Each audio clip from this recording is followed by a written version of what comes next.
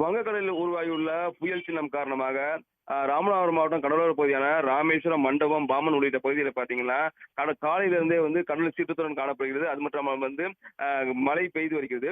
குறிப்பா பார்த்தீங்கன்னா, ராமேஸ்வரத்துல 700க்கும் மேற்பட்ட விசைப்படகுல மீனவர்கள் மீன்பிடி தொழிலில் ஈடுபட்டு வராங்க. ராமேஸ்வரம் பகுதியில மணிக்கு 45 கிலோமீட்டர் வேகத்திலிருந்து 50 கிலோமீட்டர் வேகத்தில் பலத்த சூறைக்காற்று வீசுவதால் மீனவர்கள் தங்களது படகை பாதுகாப்பாக நிறுத்தி வைத்து வராங்க. கொட்டு மழையிலும் தங்களது படகை மீனவர்கள் பாதுகாப்பாக நிறுத்தி வைத்து வராங்க. இது குறித்து மீனவர்கிட்ட கேட்கும்போது 700 விசைப்படகு உள்ள இந்த ராமேஸ்வரம் மீன்பிடி துறைமுகத்திற்கு தூண்டில் விளைவு இல்லாதன் காரணமா படகுகள் சேதமடைகிறது.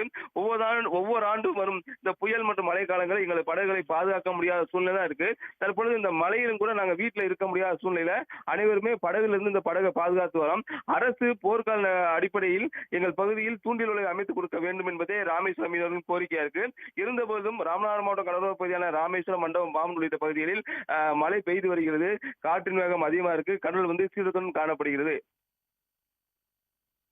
கார்த்திக், தகவல்களுக்கு நன்றி.